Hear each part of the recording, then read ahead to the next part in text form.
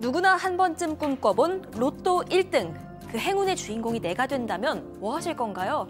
가족들에게도 얼마쯤 돈 떼어주실 생각이신가요? 2007년 어느 토요일 전북 정읍에 살던 이모 씨는 몇 번이나 이 숫자들을 확인하고 또 확인하고 있었습니다. 상상만 해본 그 로또 1등이요, 현실이 됐던 겁니다. 세금을 떼고도 12억 원을 손에 쥔 이 씨. 우선 세 형제들에게 1억 5천씩 나눠주고요. 가까운 친척도 도와주고요. 남은 돈으로는 정육식당을 열고 제2의 인생을 계획해봅니다. 그렇게 꿈만 같던 몇 달 몇 년이 지나고 12년 뒤 한 전통시장에 이 씨는 흉기를 들고 나타납니다. 오늘 사건연구소의 키워드는 일장춘몽 로또 1등입니다. 자, 로또 당첨. 그것도 1등. 상상만으로도 행복한 모든 직장인들이 로또 사면 막 상상의 나래를 펴지 않습니까? 자, 그런데 그게 현실이 됐습니다. 무려 20억이 넘는 당첨금. 2007년 행운을 거머쥐었던 남성 어땠는지 시작을 해보죠. 네, 그날의 행운의 주인공은 전북 정읍에 살던 한 남성 이모 씨였습니다. 당시에는 40대였고요. 전주에서 구입한 로또가 당첨이 됐던 겁니다. 그 당시 당첨금이 무려 17억 원이었습니다. 세금 떼고 받으니까 12억 3천이었고요. 거저 생긴 12억이니까 정말 뛸 듯이 기뻤을 것 같습니다. 그런데 이 씨는 그중에 4억 5천가량을 형제들이랑 나누기로 선택을 합니다. 특히 8살, 9살 어린 남동생한테도 집 사는데 보태라면서 1억 5천가량을 줬다고 합니다. 이외에도 작은아버지에게도 4천가량을 줬고요. 이렇게 친척까지 챙겼습니다. 이렇게 가족에게 나눠준 돈만 총 5억 원에 달했습니다. 자, 12억 중에 5억을 가족들한테 나눠줬고, 그럼 남은 돈으로 뭘 했습니까? 남은 돈이 이제 7억 아니겠습니까? 그것을 일부를 투자해서 정읍에 정육식당을 차려서 처음에는 장사가 상당히 잘 돼서 손님이 많이 왔다 그럽니다. 그런데 이제 이 장사라고 하는 것이 늘 잘 되는 것이 아니잖아요. 그럼요. 그러니까 해가 갈수록 이제 장사가 잘 안 되기 시작하고 또 어떨 때는 엎친 데 덮친 격으로 그 어떤 해에는 수해 피해까지 입어가지고 크게 손해를 봤다라고 하는데 그렇게 약 한 10년이 경과하다 보니까 일이 생각보다 잘 풀리지 않았고 오히려 어려워졌다라고 하니까 초반에는 상당히 어떤 그 무지갯빛 행운이 들어왔는데 시간이 경과할수록 현실은 엄혹한 방향으로 변화해 나갑니다. 자, 그럼 당첨금을 나눠줬던 형제들, 그 가족들한테 이제는 좀 도움을 받으면 되지 않습니까? 가족들이 모른 채 하지 않았습니다. 아까 8살 어린 남동생에게 1억 5천만 원을 줬다라고 했지 않습니까? 그 동생이 거기에 자기 돈을 덧해서 집을 샀던 겁니다. 근데 형이 어려워서 이제 손을 내미니까 좋다. 그 집을 담보로 해서 대출을 받아주겠다라고 해서 4,700만 원을 대출을 받아서 형에게 건넸는데 근데 그렇게 도움을 받았는데도 불구하고 이 식당 운영이 나아지지 않아서 결국 폐업 위기에 밀렸다고 합니다. 형제들 간에 이렇게 돈 문제가 엮이기 시작하면 말이죠, 박 변호사님. 네. 의의가 상하죠. 자, 사정이 좀 어려워지니까 대출이자가 월 한 25만 원 정도 됐는데 이것을 못 내게 되니까 25만 원을 오늘 동생이 대신 내주는 걸로 했는 것 같아요. 나중에 또 내고 나면 자기가 이제 갚아주는 방식인데 문제는 그 담보를 동생 집으로 지금 해가지고 은행 빚 독촉 자체가 동생한테 지금 가는 걸로 되어 있던 것 같아요. 그것 때문에 두 사람, 형제는 계속 싸웠던 적이 많고요. 어느 날이었어요. 2019년 10월 11일인데 오전에 전화로 심하게 다퉜습니다. 동생이 형한테 이런 얘기를 합니다. 너 당신 양아치다. 이런 나쁜 말이죠. 형도 아니다. 라고 말을 했고 이 씨 얘기 듣고 아주 극분해서 전화를 끊어버렸다고 합니다. 뭐가 됐든 당첨금을 줬던 형이지만 이제 형편이 어려워지면서 동생 자기를 되게 이렇게 곤혹스럽게 하니까 양아치다 이런 말이 튀어나온 거군요. 네, 그 말 들은 형인 이 씨도 화가 잔뜩 났습니다. 그래서 운영하던 게 정육식당이다 보니까 이런저런 흉기가 있었는데 그 흉기 2자루를 모자에 싸서 챙깁니다. 그리고 자신의 집에다가 차를 대놓고 택시를 잡은 뒤에 동생이 그 전주 시내 전통시장에서 가게를 운영하고 있었습니다. 그 가게로 향합니다. 당시 이 씨는 맥주 6병 그리고 동동주를 한 주 전자 이렇게 마셔서 만취 상태였습니다. 가게로 찾아가서요. 일단 준비된 흉기를 바닥에 내던지고 이 씨가 아무리 그래도 그렇지 형한테 양아치가 뭐냐, 너도 죽고 나도 죽자 이렇게 언성을 높이기 시작합니다. 좀 불안합니다, 교수님. 그렇습니다. 흉기를 들고 간 형, 그리고 욕을 한 동생, 거기다가 이제 술을 마셨다. 이게 좀 별로 조짐이 좋지 않는데요.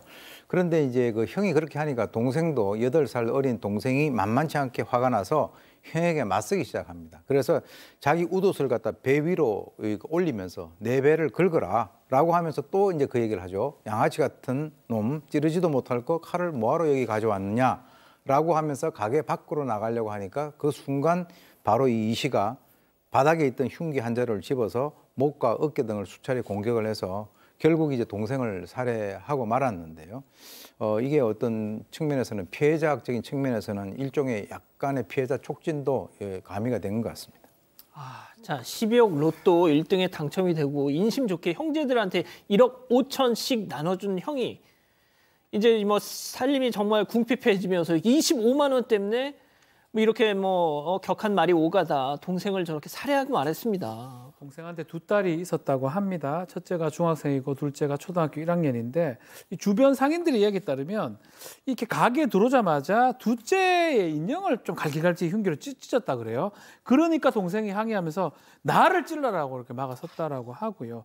당시 첫째는 가게에 없었다고 하고 아내하고 초등학교 1학년 딸이 가게에 있었고 그것을 이제 봤던 것 같아요. 특히 초등학생 딸하고 이 피해자, 사망한 피해자가 수시로 영상통화하면서 정말 각별한 사이였는데 멀리서나마 아버지가 숨지는 모습을 계속 봤고 그래서 심각한 트라우마도 호소했고요. 아내 역시 뛰어나와서 남편 지혈까지 하다가 사망하게 된 거기 때문에 심각한 정신적 고통을 호소했다고 합니다.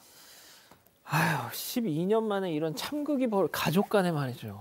그러게 말입니다. 게다가 조사하는 과정에서 또 이 사건에 또 하나의 숨겨진 이면이 있었던 겁니다. 뭐냐면 이 대출을 받고 운영이 어려웠던 게 가게 때문에 그랬다라는 게 아니에요. 12억 원이 넘는 돈을 가졌는데 그중에 5억가량을 가족들에게 주고 한 3억 원 정도를 어느 정도 돈을 또 들여가지고 이 식당을 차렸던 거고 7억이 남았잖아요. 예.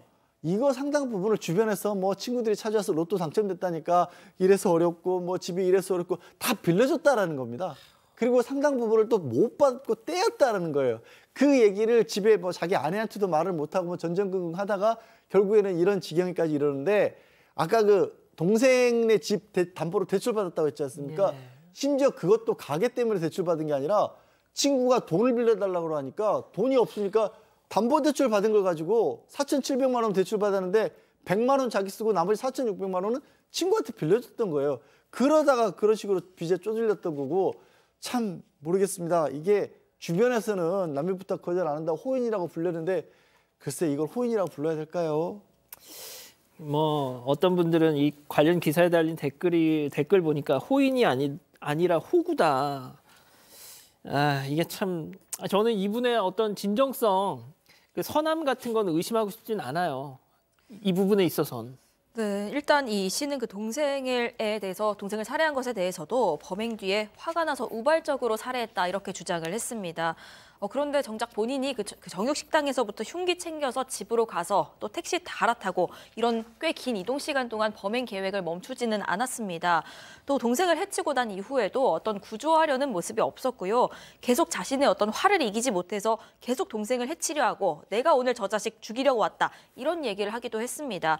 이뿐만이 아니라 약간의 어떤 폭력적인 성향도 있었습니다. 그전에도 술 마시고 자신의 어떤 아내와 아이들 폭행한 전력도 있고요.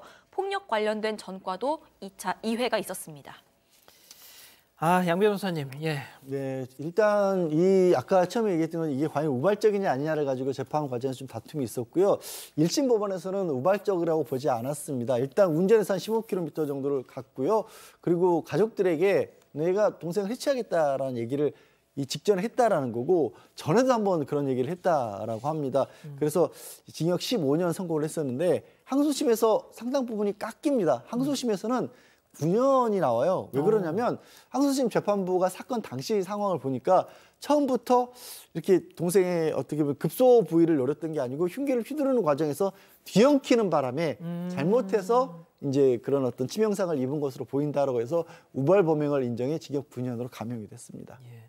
제가 또 자료를 봤더니 이 피해자 가족들이 처벌 불원서도 재판부에 냈었다고 하더라고요. 교수님 이게 그렇습니다.